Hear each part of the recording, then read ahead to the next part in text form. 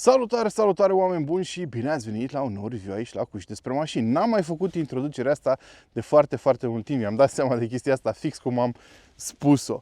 Da, iată-ne lângă o mașină complet nouă în spațiul auto european și nu numai, se va vinde și în alte țări. Este o mașină foarte interesantă din punctul meu de vedere pentru că încearcă să capitalizeze pe succesul unui alt model devenit de-a dreptul legendar în ultimii ani, cel puțin în curtea celor de la Seat/Cupra.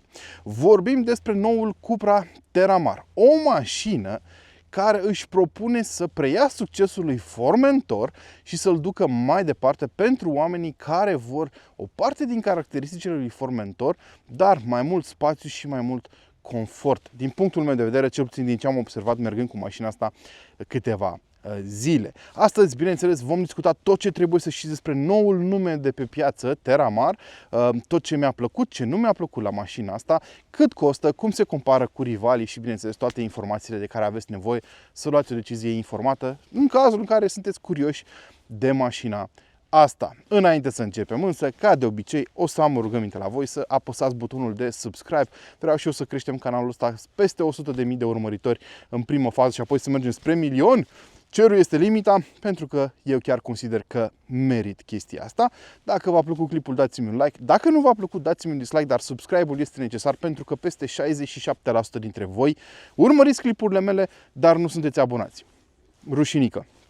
Nu uitați, în descrierea acestui clip aveți link către canalul de WhatsApp al grupului, dacă vreți să discutați direct cu mine sau cu membrii ai comunității. Recomand să intrați acolo. De curând, eu, de exemplu, am aflat ce diferențe de prețuri există între diferite dealership-uri atunci când vreți să-ți iei o mașină nouă și ce discounturi oferă diferite reprezentanțe din toată țara la achiziția unei mașini noi, respectiv când vine vorba despre partea de mentenanță. Chiar există prețuri foarte diferite și membrii comunității vă pot ajuta pe WhatsApp să găsiți un preț foarte bun pentru voi. Gata, am terminat cu introducerea. Haideți să vorbim despre acest Terramar.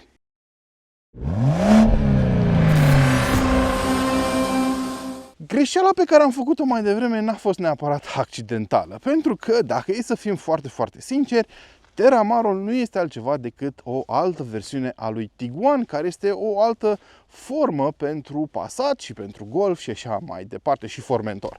Pentru că toate mașinile astea sunt făcute pe aceeași platformă creată sub oblăduirea celor de la Volkswagen. Este vorba de MQB Evo, care poate avea foarte multe forme în acest moment, nu numai de la Volkswagen Seat Cupra, ci și de la Skoda și chiar și la Audi. Este o platformă extrem de modulară și foarte bine gândită, iar Terramarul o folosește cu desăvârșire. Ce reprezintă totuși Terramar? Este un SUV compact, aproape identic în dimensiuni cu Tiguanul, însă cu un pic din flair-ul celor de la Cupra aplicat suplimentar. Vorbim de o mașină care are 4,5 metri lungime, 4519 mm, ca să fim mai concreți, în timp ce Tiguanul, de exemplu, are 4539 de milimetri, dar ampatamentul este fix la fel, 2680 de milimetri, pentru că, vă spuneam, platforma este identică. Până și lățimea și înălțimea sunt foarte apropiate, numai că mașina asta are un public țintă diferit, consider eu, comparativ cu Tiguanul, pentru că are cu totul alt design, cu totul altă prezență pe drum și personal o prefer în fața Tiguanului și o să vedeți că părerea asta mi-o păstrez și atunci când vine vorba de interior și când vine vorba de condus. De ce o prefer? Pentru că mi se pare că are un design un pic mai atrăgător, dar bineînțeles acest subiect va fi unul extrem de controversat și extrem de disputat, pentru că ce îmi place mie e posibil să nu-ți placă ție și viceversa. Asta nu înseamnă că un design este corect și unul este greșit. Înseamnă pur și simplu că ne plac lucruri diferite. Deci dacă vreți să vă certați pe baza designului în comentarii, eu vă invit, dar o discuție pe bază de design sau cât de bine arată un produs, niciodată nu se ajunge la o concluzie favorabilă ambelor părți, pentru că e pur și simplu vorba de preferință personală. Mie îmi plac lucrurile un pic mai bombastice, un pic mai interesante din punct de vedere vizual, poate altora le place consecvența și sobrietatea lui Tiguan pe parte tot de design. Ce pot să vă spun despre acest design este faptul că probabil o să observați că zona frontală este dominată de forme similare cu ce ați văzut pe Formentorul facelift sau pe Leonul facelift. Vorbim de niște faruri cu un design foarte asemănător cu aceste 3 puncte aici, care sunt luminile de rulare pe timp de zi, care dublează și drept semnalizări atunci când le folosești, cu această zonă de aici pentru luminile de ceață, cu sigla poziționată pe bară, nu în grilă, și cu forma aceea specială pentru grilă. Deci sunt niște elemente care dau mărcii Cupra coeziune și asta o să vedeți la orice producător de pe piață. Ei toți vor ca mașinile lor să aibă elemente definitorii pe partea de design pe care să-ți permită să le recunoști instantaneu în trafic. Și asta este în favoarea lor, bineînțeles. Când vine vorba de culori exterioare, iarăși Cupra mi se pare că oferă o gamă mai largă pentru amatorii brandului. Aici avem o culoare care se numește Graphite Grey, care am mai văzut-o pe modele Cupra în trecut. Arată bine, mai ales în contrast cu toate aceste elemente cupru, în culoarea cuprului, arămii, să le spunem, de pe modelele Cupra. Arămiul e un fel tradițional pe modelele Cupra și dacă tot am menționat aceste culori pe care le vedem foarte evident pe jantele de pe această mașină, hai să vorbim și despre dimensiunea lor. Vor varia de la 17 la 20 de inci în funcție de versiunea pe care o alegi. Atenție, în funcție de motorizarea de sub capotă, sistemul de frânare va fi mai mare sau mai mic. Astfel, pe versiunea pe care o avem și noi aici, de exemplu 2.0 265 de cai, nu poți să-ți iei jante mai mici de 18 inci. Și dacă tot am menționat sistemul de frânare, aici avem un sistem de frânare de înaltă performanță opțional, costă 2000 de euro în plus, făcut de Akebono, din câte știu eu, cu discuri perforate și 4 pistonașe în fiecare etrier. Apropo, etrierele sunt în culoarea arămie, la fel, și mie îmi place foarte mult cum arată, dar pentru confort sporit probabil că ideal ar fi să mergi pe niște jante de 19.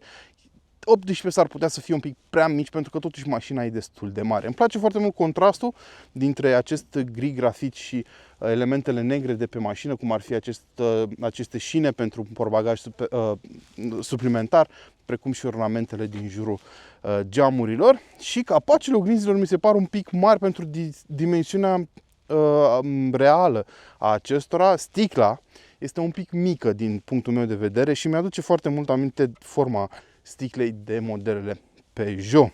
Și zona din spate arată foarte, foarte bine, dar atenție că nu toate modelele Terramar vor avea acest design în zona din spate. Aici avem o opțiune care se numește Infinity Light. Practic îți aduce iluminare side-to-side în acest light bar și o animație foarte drăguță atunci când descui mașina noaptea și vezi cum se umple toată această zonă de lumină începând de la sigla Cupra. Arată foarte bine și aici avem niște stopuri care iarăși au o animație foarte drăguță și atunci când folosești semnalizarea, vedeți că ea este dinamică aici în partea de jos și arată foarte bine, dar acesta este o opțiune. La fel, în față, ce v-am arătat, este un sistem de iluminare HD Matrix Light, care este absolut genial pe timp de noapte, funcționează impecabil, are tot felul de animații, îți luminează drumul, când schimbi banda, se lățește, faci și scut de lumină, arată absolut impecabil și îți arată traiectoria mașinii în funcție de poziția volanului cu ajutorul farurilor. Este ceva, am să pun aici filmare ca să puteți să vedeți, dar și acela este opțional. Mașinile vin în standard cu iluminare LED, dar nu cu această funcție extrem de avansată. Ei, aici în spate nu-mi place faptul că aici lipsesc niște țevi de evacuare. Și din păcate a devenit un trend pentru anumite branduri să facă chestia asta. Pot să înțeleg să nu pui țevi de evacuare când vorbim de un motor de 1.5 ETSI, sigur. Dar aici vorbim de un model 2.0, 265 de cai, mergeau măcar câte o țeavă pe parte, sincer, din punctul meu de vedere. Aici avem un difuzor foarte drăguț și ați văzut că am făcut mișcarea magică cu piciorul pe sub portbagaj și acesta s-a deschis automat. Aici avem 640 de litri, un portbagaj destul de încăpător, un pic mai mic decât la Tiguan, care are 680 de litri. Avem inclusiv spațiu de depozitare aici de desubt destul de mare. Și portbagajul este acționabil electric. Avem spații de depozitare pe lateral, dar ce voiam să vă mai arăt aici este faptul că lipsește ceva, nu? Avem inscripția Cupra aici, dar lipsește inscripția Terramar. V-am explicat și la Leon și la Formentor. E un trend acum la cei de la Cupra. Numele mașinii este găsit aici și atât. Bine, și pe partea cealaltă. Atât. interesant.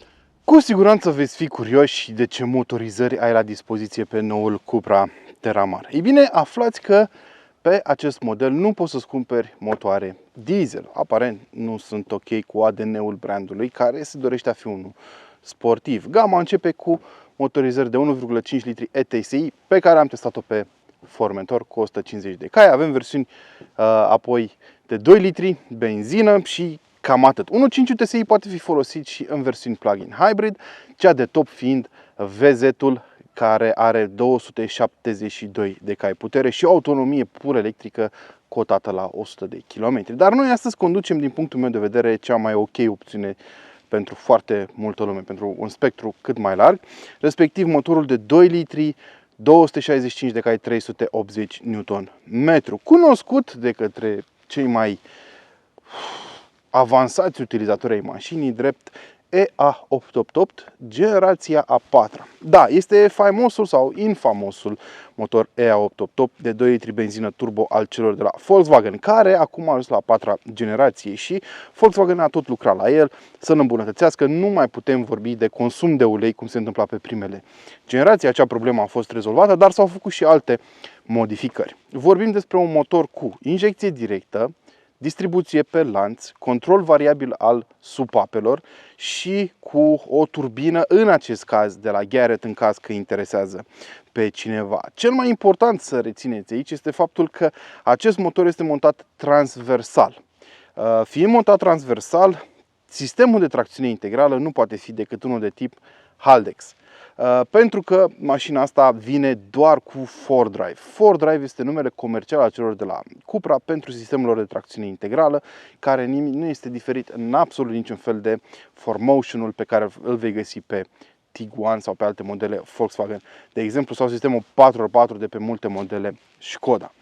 Practic, ce vedeți aici este fix același tren de rulare și aceeași motorizare pe care am văzut-o pe Skoda Superb acum nu foarte mult timp, pentru că și pe aceea, când am avut-o la test, era în aceeași versiune cu 265 de cai. Transmisia este un DSG cu 7 rapoarte și dublu ambreiaj și este un setup pe care îl știm de foarte mult timp. Foarte important va fi să vorbim despre cum se conduce această mașină, suta fiind atinsă în 5,9 secunde, iar viteza maximă fiind tactată la 243 km pe oră. Hai să trecem și la interior și să vorbim despre noul Terramar, acolo unde este foarte, foarte diferit de Tiguan, de fratele său.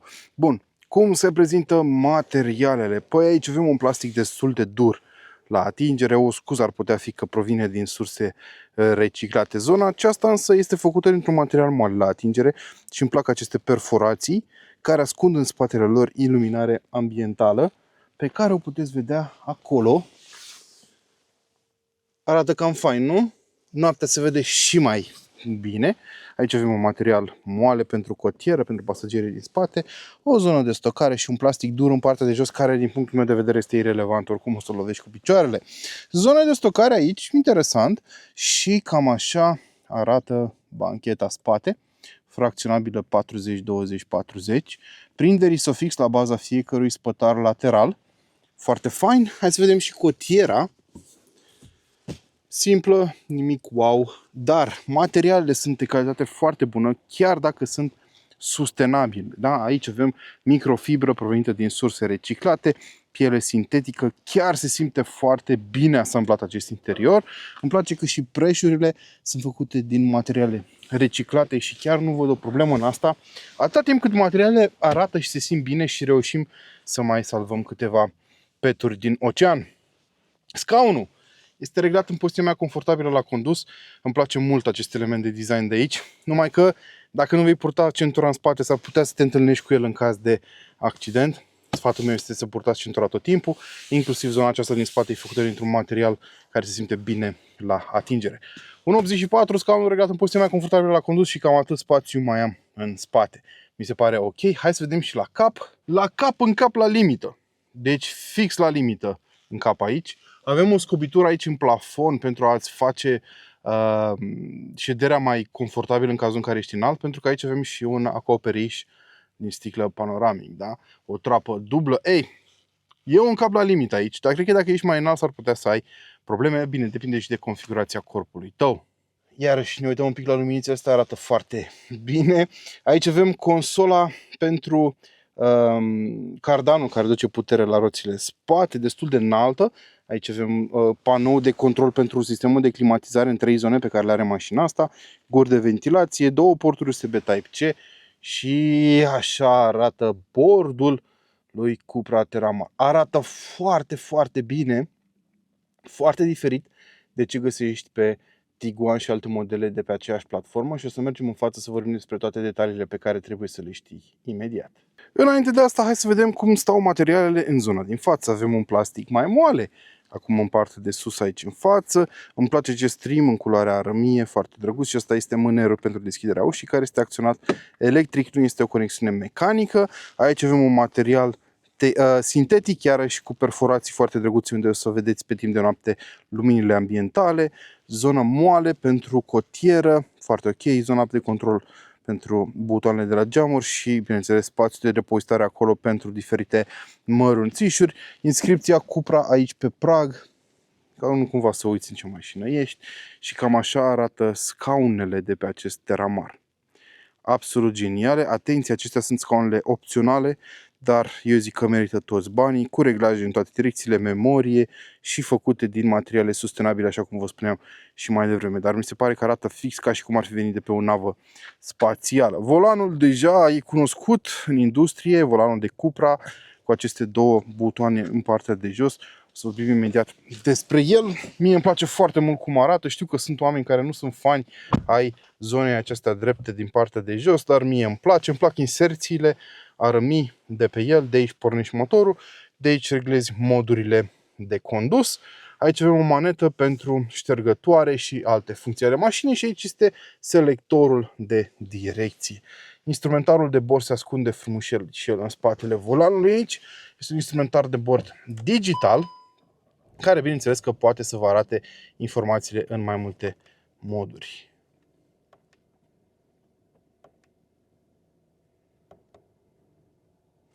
Bun, și trecem la consola centrală, unde avem o cotieră destul de generoasă. Iarăși avem aceste accente arămii în jurul suporturilor de pahare și pe aici mi se pare că arată foarte bine în contrast cu tot acest gri din cabină.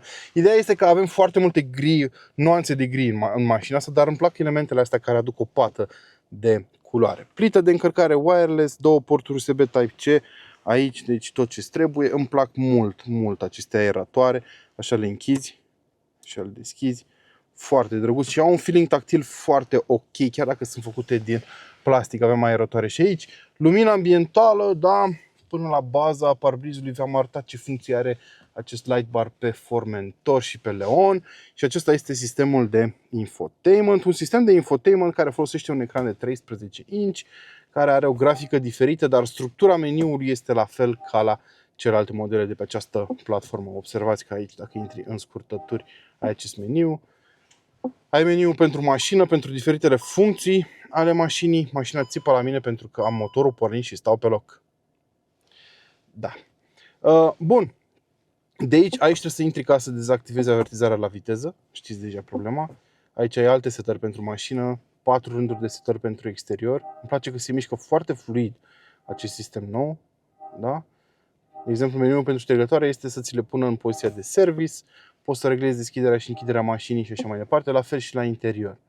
Da? Poți să reglezi head-up display și așa mai departe de aici. Aici ai date despre mașină, date de deplasare. Deci un meniu foarte simplu, structurat, foarte asemănător cu ce ai văzut și pe alte modele Volkswagen. Dacă vrei să dezactivezi limita de viteză, poți să o faci și de aici. Bam. Mult mai simplu decât cum am făcut eu mai devreme. Meniul de climă arată așa. Ai și iClimate, adică funcția aia smart în care poți să-i spui să-ți încălzească mâinile, picioarele și așa mai departe, fără să trebuiască să direcționezi tu manual zona unde bate aerul și cam atât. Deci personal îmi place foarte mult acest interior, dar hai să vedem și cum se conduce mașina asta.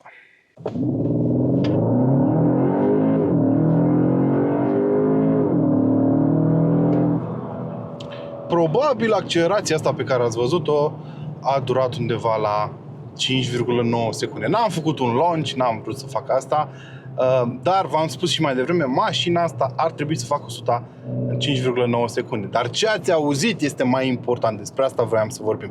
V-am zis deja, sub capota mașinii 2 litri EA888 Evo 4 sau Gen 4, 265 de cai, 381 Nm, tracțiune integrală, transmisie automată în 7 rapoarte DSG. Dar când treci mașina în modul Cupra, pentru că avem moduri de condus pe acest model, ai un sunet artificial pompat prin boxe. Dacă vă aduceți aminte review-ul meu cu Cupra Formentor VZ de acum ceva timp, versiunea pre-facelift, vă aduceți aminte că acolo tot așa am subliniat sunetul artificial pompat prin boxe și acolo suna V8 direct. Aici e un pic artificial, dar parcă e mai ok decât pe modelul vechi. Parcă mai aduce a 4 cilindri decât pe modelul vechi. Și cred că asta a fost una dintre surprizele pe care le-am experimentat pe mașina asta. Modul în care se conduce este mult mai docilă și parcă mai sportivă decât Tiguanul până la un punct. Ok, poate că mult mai a fost o exagerare din partea mea. Este observabilă totuși o diferență. Mi se pare că e mai controlată pe viraje, dar în același timp Tiguanul pe care l-am condus eu nu era decât un 2 litri diesel, deci nu știu dacă e comparația corectă. Nu avea pedigriul și tracțiunea integrală pe care le are acest model Cupra. Ideea este că atunci când conduci mașina, stai destul de sus în ea. Și spun asta comparând-o cu modelul, haideți să trecem înapoi pe modul confort de rulare, spun asta comparând-o cu modelul Formentor, care este practic fratele acestei mașini. Hai să activăm și cruise control-ul, care, apropo, în acest caz te poate ține pe bandă, poate păstra distanța față de mașina din față și funcționează destul de bine. Da, compar mașina asta cu Formentorul pentru că sunt fraze de platformă și sunt foarte apropiați ca preț. Și poate că foarte mulți oameni se vor gândi, băi, ce să aleg între ele? Cum să aleg între ele? Motorizările sunt la fel, tehnic sunt la fel. Păi, eu zic că alegerea se va face foarte simplu. Personal, Formentorul mi se pare în continuare că se conduce mai bine atunci când vrei să mergi sportiv. Iar diferența pe partea de confort e un pic foarte subțire observabilă și în favoarea acestei mașini. Deci dacă vrei o mașină care se conduce mai sportiv dintre cele două, ia-ți Formentorul. Și diferența vine de la faptul că în Formentor, în primul rând, stai mai jos. Ai garda la sol mai mică și te simți mai în control asupra mașinii, pentru că când te așezi în Formentor, ești înconjurat de bord și stai mult, mult mai jos, da?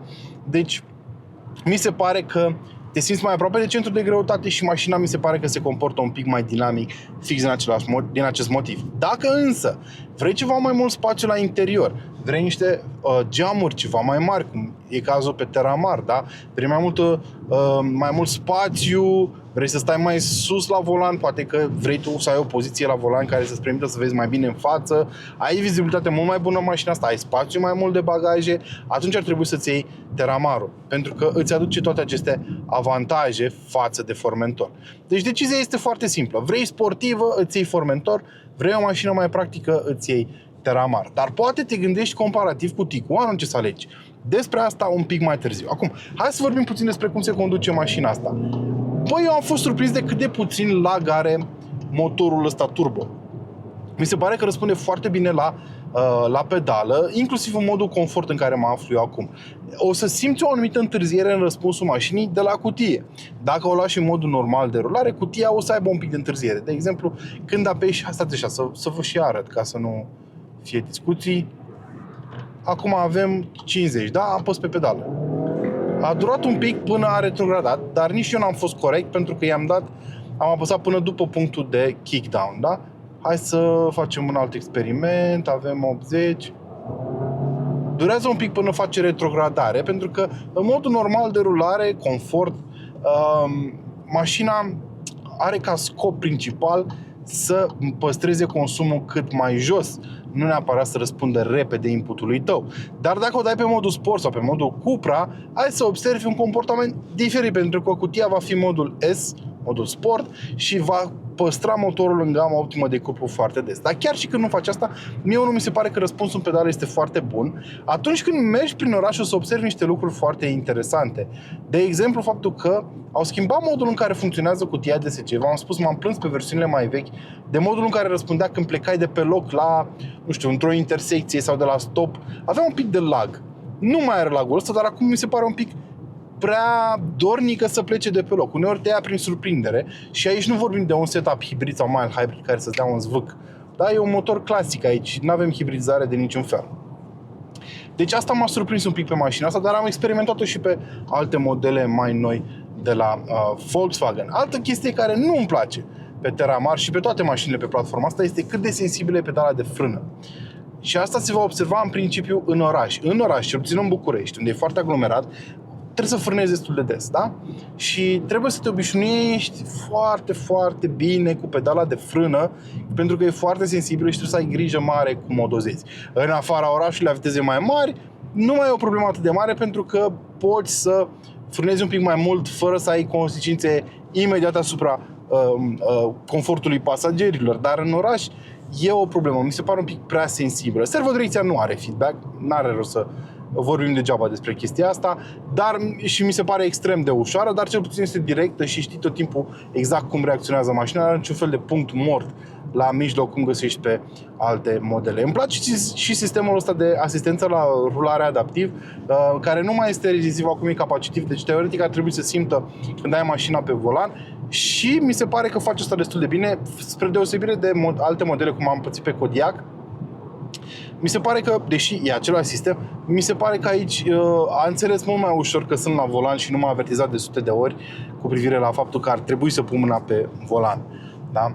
Deci foarte bine și din punctul ăsta de vedere. Izolarea fonică foarte ok și la viteze mari nu mi se pare niciun fel de problemă pe partea asta. Dar dacă e să o conduci dinamic, mașina, repet, nu este chiar ca Formentorul. Pentru că subvirează. Dacă o împingi foarte tare într-un viraj cu viteză mult prea mare, orice mașină va subvira. Aici se simte un pic cum te împinge spre exterior. Pe ieșirea din viraj, însă mașina se simte neutră, intervine tracțiunea integrală, intervine puterea trimisă către puntea spate și este surprinzător de plăcut de condus, repet. Dacă vrei să te distrezi cu ea, o să fie ok, dar să-ți ajustezi așteptările. Formentorul e un pic mai ok pe partea asta. Ai toată tehnologia de care ai nevoie la interior, ai confort, scaunele astea mi se pare că sunt incredibil de confortabile și sunt absolut convins că înainte să încheiem acest clip, foarte mulți dintre voi veți fi curioși de consum, pentru că românul este foarte preocupat de această chestie. Nu zic că e un lucru rău, toți avem un anumit buget pe care trebuie să îl împărțim cum știm mai bine. Autonomia mașinii e undeva la 500 de kilometri la un mers mixt. În oraș consumul a fost în jur de 12, ceea ce personal mi se pare foarte bine pentru o mașină cu dimensiunile astea și cu motorul ăsta sub capotă. Pe DN am avut un consum de în jur de 7, iar pe autostradă un 8 jumătate. Da, mulți o să spună, domnule, ce mult e, păcat că n-au pus diesel pe aceste mașini. Adevărat, în oraș mie nu mi se pare că a consumat foarte puțin, având în vedere că nu e hibridizată sub niciun fel mașina. Și dacă îți cumperi mașina asta și o vei folosi predominant prin oraș, decât să-ți iei un diesel, mai bine ți iei pe asta. Da, dacă faci călătorii lungi, nu prea ai opțiuni care să consume mai puțin în gamă, sincer. Modelele plug-in hybrid nu o să consume mai puțin afară, sunt absolut convins. Deci nu e neapărat pentru oamenii care fac călătorii lungi. Pentru asta ți iei un Tiguan 2 litri diesel, încă poți să-l cumperi pe acea mașină și ai rezolvat problema. Aici nu poți să faci chestia asta, într-adevăr. Dar, repet, e în linie. Cred că înțeleg decizia celor de la Cupra de a nu oferi motoare diesel. Ei oricum au spus că devin brand pur electric în 2030. Deci nu avea rost să se mai chinuie să ofere pe anumite modele motoarele. Mie îmi place mașina asta, mi-a plăcut foarte mult. Îmi place în primul rând designul. Eu sunt un fraier pentru design. Designul interior, scaunele astea îmi plac foarte mult. Nu numai cum arată, ci și cum se simte și confortul pe care ți-l oferă. Deci mi-a plăcut foarte mult mașina. Dacă aș alege în fața Tiguanului, eu aș alege cu siguranță în fața Tiguanului. Vă spun și de ce. Tehnologia e la fel, motorizările sunt la fel, totul e la fel, numai că mașina asta are un design mult mai plăcut ochiului meu. Repet, asta nu trebuie să fie regulă general valabilă, poate că sunteți unii dintre voi care preferați designul Tiguanului, eu prefer acest design personal, îmi place mai mult și din moment ce tehnica este la fel, probabil că alegerea se va face în funcție de discountul pe care îl poți primi la achiziție și de preferința personală pe parte de design. Nu? Spuneți-mi voi în comentarii dacă am dreptate sau nu. Alți rivali pentru mașina asta sunt CX-5 de la Mazda, Kia Sportage, Hyundai Tucson, Toyota Corolla Cross, Tiguanul, bineînțeles, toate mașinile din segmentul C. La fel, Nissan Qashqai va fi un rival pentru mașina asta. Sunt foarte multe opțiuni. MG HS, foarte multe opțiuni. Spuneți-mi pe care ați prefera-o voi și nu pot să vă las să plecați fără să vă spun și prețul sau prețurile. Prețurile pentru Terramar încep de la 35.000 de euro. Bineînțeles, nu cu motorul ăsta și cu dotările astea, ci cu motorul de 1.5, versiune de bază. Dacă vrei mașina cu acest motor, trebuie să dai minim 50.000 de euro, e prețul de pornire. Cu toate opțiunile pe care le vedeți pe mașina asta, ajungi la un total de 58.400 de euro, cât costă modelul de față. Dar are toate dotările la care te-ai putea gândi. Deci e full. Nu trebuie să le iei neapărat așa. Da, cam astea ar fi. Spuneți-mi ce părere aveți în secțiunea de comentarii și nu uitați mai ales de subscribe și să vă hrăniți pasiunile. Până data viitoare, ceau!